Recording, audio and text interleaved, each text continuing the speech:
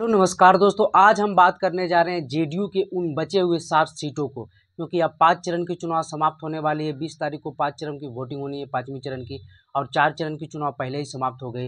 लेकिन जिस प्रकार से पहले 2 चरण में संघर्षपूर्ण चुनाव रहा, बिहार में एनडीए को लेकर काफ़ी टक्कर वाली चुनाव रहा। आरजेडी ने काफ़ी बेजोड़ टक्कर दिया फर्स्ट और सेकेंड फेज में, लेकिन उसके बाद से एनडीए समझ गई और स्थिति अपने बेहतर करने लगी। हालांकि फर्स्ट और सेकेंड फेज में बीजेपी की मात्र 2 सीट थी, तो बीजेपी के भी बड़े बड़े नेता बिहार नहीं पहुंच रहे थे, बहुत कम पहुंच रहे थे। लेकिन अब जैसा ही बीजेपी की सीटों की संख्या बढ़ी, 11 सीटें अभी चुनाव बचे हुए हैं, तो उसमें बीजेपी के बड़े बड़े नेता आ रहे हैं। अमित शाह आना शुरू हो गए हैं, नरेंद्र मोदी आना शुरू हो गए, और जेडीयू के भी लगभग 9 सीटों पर चुनाव समाप्त हो गया। अब बची 7 सीटों, तो 7 सीटों पर क्या स्थिति है, क्या कर पाएगी जेडीयू? और जेडीयू के भी जो बड़े बड़े नेताओं हैं, उनका चुनाव अब समाप्त हो गया है। अब वो भी पूरी तरह से फ्री हैंड हो गए हैं और जेडीयू के प्रचार प्रसार करेंगे। तो स्थिति जेडीयू और एनडीए क्यों बोले तो मदद ज़्यादा हो रही है, अब मजबूत ज़्यादा हो रहे हैं। और एनडीए के सहयोगी दलों के भी लगभग चुनाव, जैसे जीतन राम मांझी का चुनाव फर्स्ट ही पेज में समाप्त हो गया, उसके बाद वो खुले से तौर से प्रचार कर सकते हैं। दूसरी ओर जो चिराग पासवान है, उनके भी 20 तारीख का चुनाव हाजीपुर में समाप्त हो जाएगा, 5वें चरण में, तो वो भी फ्री हो जाएंगे और वो भी बेहतरीन ढंग से प्रचार कर पाएंगे। तो हम बात करते हैं जेडीयू के बचे हुए इन 7 सीटों पर क्या स्थिति है और किन किन प्रचारों से क्या क्या स्थिति बनी है। क्योंकि मोदी, अमित शाह और सम्राट चौधरी, नीतीश कुमार भी बीमार चल रहे थे 2-3 दिनों से, लेकिन अब ठीक हो गए, वो भी अब प्रचार मैदान में दौड़ रहे हैं। ललन सिंह का भी चुनाव समाप्त हो गया, वो भी अब पूरी तरह से खुली तौर पर लड़ेंगे। अशोक चौधरी भी, उनकी बेटी का चुनाव समाप्त हो गया और चिराग पासवान को जिताने में लगे थे एहसान जताकर हाजीपुर में, उनका भी चुनाव 20 तारीख को समाप्त हो जाएगा, तो वो भी पूरी तरह से खुली छूट हो जाएंगे। हालांकि पहले जेडीयू में एक ही संजय झा जो थे मैनेजमेंट देख रहे थे, अब ललन सिंह, अशोक चौधरी, संजय झा और विजय चौधरी जैसे महानुभव भी अब जेडीयू की ओर से कमान संभालेंगे। वहीं बीजेपी के बड़े बड़े नेता भी अब बिहार में आएंगे, क्योंकि बीजेपी के बची सीट ज़्यादा है चुनाव लड़ने को। तो हम जेडीयू की इन 7 सीटों के पहले बारे में जानते हैं, कौन कौन सी सीट है, कौन उम्मीदवार हैं और क्या स्थिति है। तो सबसे पहले सीटों का नाम जानते हैं। सीतामढ़ी हो गया, जहानाबाद हो गया, वाल्मीकि नगर हो गया, शिवहर हो गया, गोपालगंज हो गया, सिवान हो गया और नालंदा नीतीश कुमार का गृह जिला भी हो गया। तो अब एक एक सीट को स्थिति हम जानते हैं। सबसे पहले हम जानते हैं सीतामढ़ी। सीतामढ़ी से जो है आरजेडी की ओर से बहुत देर चुनाव कैंडिडेट घोषणा करने में लगा दिया और वहां से अर्जुन राय को टिकट दिया, जो साल 2009 में चुनाव जीते थे जेडीयू के टिकट पर। हालांकि इस बार वो कमजोर कैंडिडेट माने जा रहे हैं अर्जुन राय। वहां से किसी कुशवाहा को टिकट देने की बात चल रही थी आरजेडी की ओर से, और जिस प्रकार से आरजेडी ने इस बार कुशवाहा काट खेला है, तो लग रहा था कि वहां से भी मिल जाएगा। और अगर वो मिलता तो चुनाव काफ़ी टक्कर की होती, क्योंकि साल 2014 में राम कुमार शर्मा जो जाति से कुशवाहा है, वो एनडीए की ओर से चुनाव जीते थे। तो ही हम बात कर ले एनडीए की ओर से, तो यहाँ से जेडीयू के यानी एनडीए के सबसे पहले घोषित प्रत्याशी के रूप में जो जाने जाते हैं देवेश चंद्र ठाकुर, उनको एक वॉक ओवर मिल गया कि उस बहुत दिनों से यहाँ से चुनाव लड़ने के प्रयास में थे और बिहार विधानमंडल के अध्यक्ष भी हैं और नीतीश कुमार के काफ़ी करीबी बताए जाते हैं। जाति से ब्राह्मण है, अर्जुन राय जाति से यादव हैं। तो देवेश चंद्र ठाकुर को बहुत दिन से यहाँ काम कर रहे थे और नीतीश कुमार पहले से उन्हें चुनाव लड़ने की हरी झंडी दे दिए थे। तो इस चलते देवेश चंद्र ठाकुर को यहाँ बढ़त बनती हुई दिख रही है। और ऐसे भी यहाँ 6 विधानसभा में से 5 विधानसभा एनडीए ही जीती है, तो यहाँ ऐसे भी एनडीए मजबूत स्थिति में दिख रही है। अगली जो वोट है, और एक ही और बात है कि अगर अर्जुन राय की जगह दूसरा को दिया जाता तो मुस्लिम यादव के साथ कुछ दूसरा वोट बैंक जुड़ता, और अर्जुन राय के साथ तो M22 समीकरण ही जुड़ेगा सीतामढ़ी में, तो ये भी बात है। दूसरी ओर सीट की बात कर ले तो जहानाबाद, ये भी हॉट सीट बनी हुई है और पिछली बार मात्र 1751 वोटों से सुरेंद्र यादव ये चुनाव हार गए थे।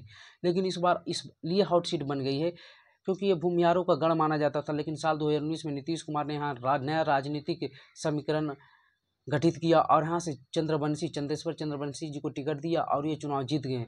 लेकिन मुकाबला काफ़ी संघर्षपूर्ण रहा था। तो उस समय अरुण कुमार भूमियार जाति से बड़े नेता माने जाते हैं, जहानाबाद के 2 बार सांसद रह चुके हैं, वो निर्दलीय लड़ गए थे और इस बार बीएसपी से टिकट लेकर आ गए हैं। तो भूमियारों की वोट कटने की काफ़ी बातें चल रही है।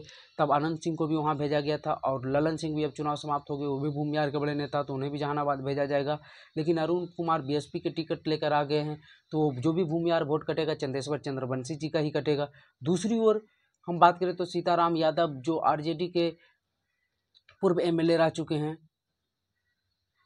वो भी नॉमिनेशन करवा दिए, तो सुरेंद्र यादव की मुश्किलें बढ़ा सकते हैं। और एक बात करें भूमियारों में, एक और नया कैंडिडेट खड़ा हो गए हैं। भूमियार ब्राह्मण एकता मंच के अध्यक्ष आशुतोष कुमार भी खड़ा हो गए, तो भूमियारों में वो भी डेंट करेंगे। लेकिन जो एनडीए की और जो कोर वोटर है, लव कुश हो गया, अति पिछड़ा हो गया, महिला हो गया, फॉरवर्ड हो गया, भूमिहार छोड़, तो वो सभी इनके साथ है, चंदेश्वर चंद्रवंशी की। तो यहाँ भी लड़ाई एकदम कांटे की दिख रही है, एकदम जो जहानाबाद है कांटे की लड़ाई पर टिकी हुई है। अगली जो सीट है वाल्मीकि नगर, यहाँ से सुनील कुमार महतो साल 2019 में उनके पिताजी चुनाव जीते थे, बाद में बाई इलेक्शन में ये जीते थे, और प्रवेश मिश्रा बहुत कम वोटों से हारे थे कांग्रेस के उम्मीदवार। लेकिन इस बार प्रवेश मिश्रा को टिकट नहीं दिया गया, कांग्रेस को इस सीट से वंचित कर दिया गया और आरजेडी ने ये सीट अपने हाथों में ले लिया।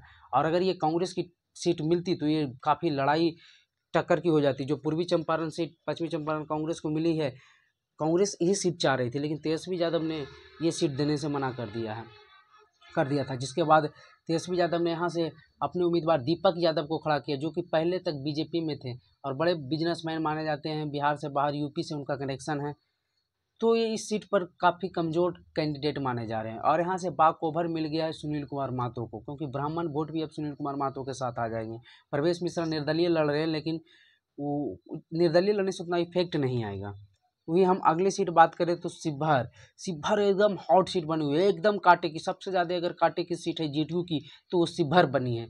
शिवहर से लवली आनंद, राजपूत जाति के बड़े नेता आनंद मोहन की, बाहुबली आनंद मोहन की पत्नी है।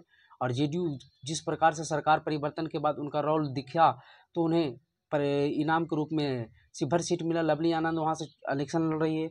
वही दूसरी ओर से जो है रितु जायसवाल जाति से बनिया है, और बनिया इस बार बीजेपी से टूट रहा है, ये सच्चाई है। क्योंकि बनिया वोटर बीजेपी का वोटर माना जाता था, लेकिन इस बार 3 सीतामढ़ी से भी बनिया का टिकट काट दिया गया, शिवहर से भी बनिया का टिकट काट दिया गया, जिसके चलते नाराजगी दिख रही है बनिया में। और रितु जायसवाल आरजेडी की ओर से बनिया को टिकट मिल गया है, और उनकी छवि भी साफ सुथरी है। उनके पति आईएएस रह चुके हैं, वो मुखिया रह चुके हैं, मुखिया रहते हुए काम बहुत बढ़िया किए, इसलिए उनकी छवि अच्छी है। तो बनिया का वोट इस बार ट्रांसफर होते दिख रहा है आरजेडी की ओर। आरएम बाई समीकरण उनके साथ है ही, और मल्ला का भी मुकेश सहनी के चलते। तो इस बार एकदम लड़ाई वहाँ कांटे की है, कुछ भी हो सकता है। अगला जो सीट है गोपालगंज में आलोक सुमन, ये आरक्षित सीट है, तो यहाँ से आलोक सुमन है, ये पूर्व में अधिकारी भी रह चुके हैं। और जो है वीआईपी की ओर से चंचल पासवान है, यानी महागठबंधन की ओर से वीआईपी को टिकट दिया गया और यहाँ से चंचल पासवान है। लेकिन यहाँ टिकट देने में महागठबंधन ने काफ़ी कंजूसी कर दी। हालांकि ये लालू यादव का गृह जिला माना जाता है, लेकिन टिकट जिस प्रकार से दिया गया, चंचल पासवान का उतना कोई नाम नहीं है, और यहाँ एनडीए बहुत ही इंटैक्ट है, और आलोक सुमन यहाँ बढ़त बनाते हुए दिख रहे हैं। तो जेडीयू ये सीट निकलती हुई दिख रही है। अगली जो सीट है सिवान बहुत ही हॉट सीट है बिहार की, जो चुनाव में जेडीयू की ओर से माना जाए, शिवहर और सिवान। तो सिवान भी काफ़ी हॉट है। यहाँ से कविता सिंह का टिकट काटकर, राजपूत जाति से जो आती थी उनको टिकट काटकर विजय लक्ष्मी कुशवाहा, जो रमेश सिंह कुशवाहा की पत्नी है, उन्हें टिकट दिया गया। और यहाँ सीपीआई-एमएल के जो रमेश सिंह कुशवाहा पहले सीपीआई-एमएल सिवान में लाने का श्रेय उनके पिताजी को ही जाता है, तो उनसे फॉरवर्डों में नाराज़गी है। और फॉरवर्ड जिस प्रकार से निर्दलीय हिना साहब के नॉमिनेशन में दिखे, तो ये लग रहा है कि मुस्लिम और फॉरवर्ड अगर हिना साहब को दे दिए तो यहाँ मुकाबला त्रिकोणीय हो सकता है, और हिना साहब ये सीट निकाल भी सकती है।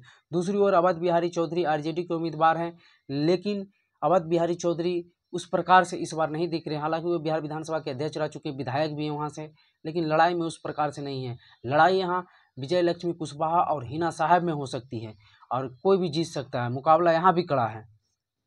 अगली जो सीट है, अंतिम सीट है नालंदा, नीतीश कुमार का गृह जिला नालंदा। यहाँ से फिर से चौथी बार कौशलेंद्र कुमार को टिकट मिला है जेडीयू की ओर से।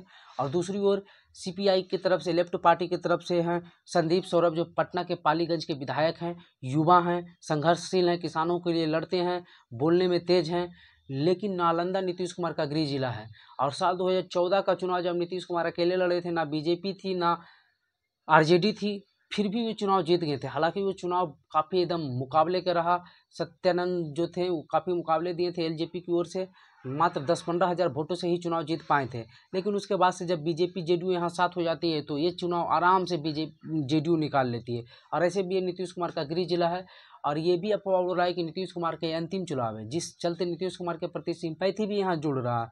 तो नालंदा सीट में नीतीश कुमार के पार्टी के कौशलेंद्र कुमार यहाँ आगे निकलते हुए दिख रहे हैं। तो चलिए, आपको ये इन्फॉर्मेशन कैसा लगा? ऐसे ही इन्फॉर्मेटिव वीडियो देखने के लिए हमारे चैनल पर बने रहें। वीडियो देखने के लिए